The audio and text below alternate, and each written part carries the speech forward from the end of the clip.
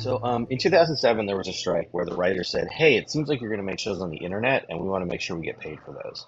And the Right. studios, so we're talking about companies like 20th Century Fox, Disney, ABC, Sony, these companies said, "No, no, no, it's just for promotion." And so they Hmm. wouldn't give us any money for things that were on the internet. They were showing episodes of The Office again. They were doing like little clips and webisodes, and they were saying all this was promotional.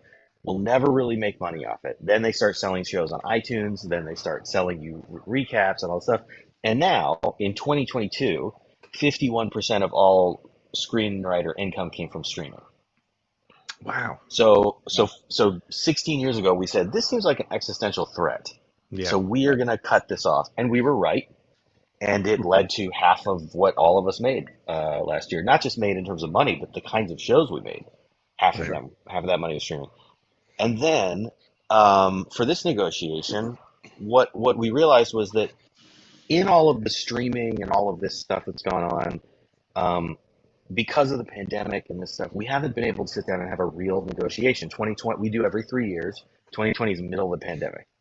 Right. 2017, there were a lot of financial negotiations about retirement accounts and pension and health and all this stuff. 2014 was the first time that we said an episode of a show on TV and on streaming, you pay the same because it's the same work. Right. We got that in 2014. And a little bit of residuals. Late night didn't get anything. I'm not going to get super into the details, but to say that it's 9 years since we really negotiated with these studios. Streaming Hmm. has changed incredibly since 2014. Many of these Yeah. companies didn't exist. They hadn't consolidated. They weren't powerful. Disney Plus came out in 2020.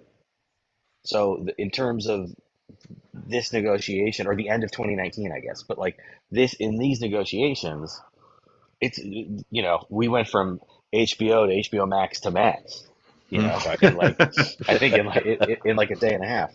Um, so as everything's changed, we're now back. But it isn't just affecting writers. What the writers' strike is really about is that across the industry, um, the model of Hollywood has changed at the company level from we're gonna put out movies that are hits and shows that are hits and make a profit, and we get to have Hmm. famous friends, and we get to go to award shows and be like, my studio won an Oscar, and that means Tom Hanks will hang out with me.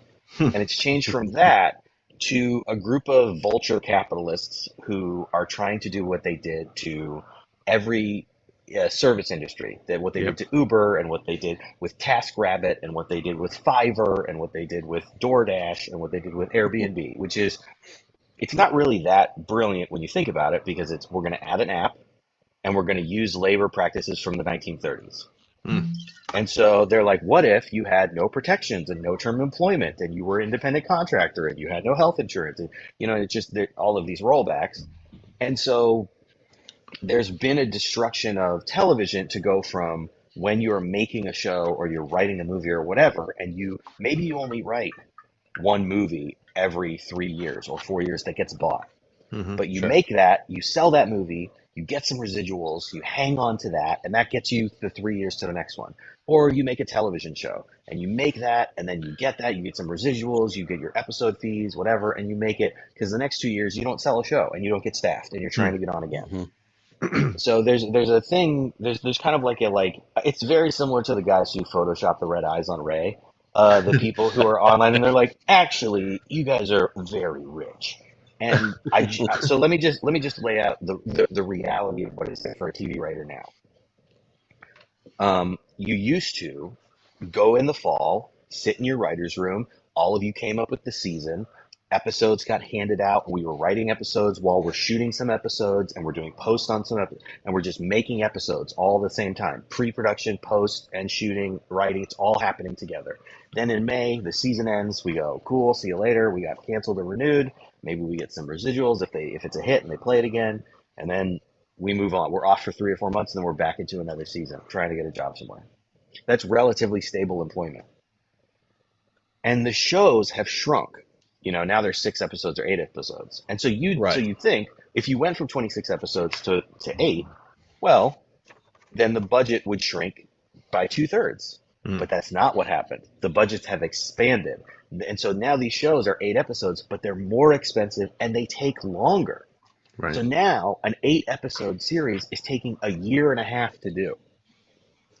Right. And as a writer, that means I'm locked up for a year and a half Right. to make something that's paying me a third of what it did before.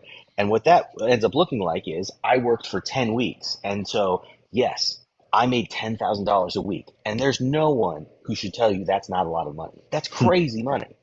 So Right. you work for 10 weeks at $10,000 a week and you have $100,000. And now you have an agent taking 10%, a manager taking 10%. You have taxes because you live in New York or LA where taxes Right. are Right. very high, and Yep. you have to pay rent in New York or LA. And so Also now very high. that $100,000 has to help you live for a year or more in the two most Right. expensive cities. And that's hard to do at all. If you have, or like me, and you have two kids, it's very, very hard to do. Sure. And so and that hasn't happened because people are making less TV. It's because they are paying less for TV. Our Right. wages are down 24% from where they were a decade ago, even though profits are up, even though they spent $19 billion on content last year. Mm. Hmm. They spent $1 billion on the Lord of the Rings show. Right. But then they're like, well, we can't possibly pay you a living wage because where would we get the money? And this is the other thing. Is so now we're separating all these pieces of production. So there are things that you'll see in the press or people refer to as mini rooms, which is it's a very simple concept, and it's used by some shows that we all like and some studios that we all like, which is, instead of making a pilot, because making a pilot's expensive, I have to make a whole Hmm. episode of TV, right? Mm. What's a lot cheaper is if I put like 4 to 6 writers in a room for 10 weeks and I tell them, what if you just thought of the whole season of a show that doesn't exist? Right. So, Right. like, we're going to do a show about Shadows of the Empire, and they put the three of us and one other guy in a room. And for 10 weeks, we come up with all the characters, all the relationships, the whole storyline, and what every episode's going to have in it for like 10 weeks' pay, even though we have invented the show. And then they can Right. let us go, and they can hire one famous showrunner who goes, "Cool, this is now my show." Mm. And I can freelance these scripts out as independent contracting to my friends, and they'll do Hmm. that, and then I will come back and do the polish on all these episodes, and then that's it. And then all those guys, the freelancers are gone. So then through all of production and all of post production, the showrunner is the only writer left on the show, which many show writers have complained really sucks because they're very tired and busy, and they would love to have Yep. some writers there. And you Yeah. also don't have writers on set, which you think about the guys who were on The Office, who then learned how to make Brooklyn Nine-Nine, and those guys taught Hmm. people how to make like The Good Place, and those people taught people how to make Grand Crew, because Yep. you're a writer on set learning, you're watching, you're seeing that stuff, and now you're not even hired to go on set. So there's all these ways in which a system that we have had for decades, not because we don't like it because it's old, we like it because it's a self-sustaining model that makes everyone financially successful. It's the idea of like, look, if they were making shows and going and saying, they're saying we're losing so much money, we're losing so much money on these streamers. Okay, but you are spending enormous amounts of money to make the shows voluntarily. Mm. If you are going to make the show, my work has the same value that it did Sure. before. Right. So I'm making you a show that you're spending all this money on, then I'm going to get a fair cut of that money. Hmm. If all these shows were on shoestring budgets for tiny little networks, the case could be made that it's like, well, TV doesn't pay as well as it does. It pays incredibly well to the studios. That's how David Zaslav got $250 million last year. Like Right. he got as much in payment as a successful movie makes in 2 weekends. That was his compensation. Wow. So it's Yeah. it's so the money is there, and what we are asking for as writers is 2% of those profits. And so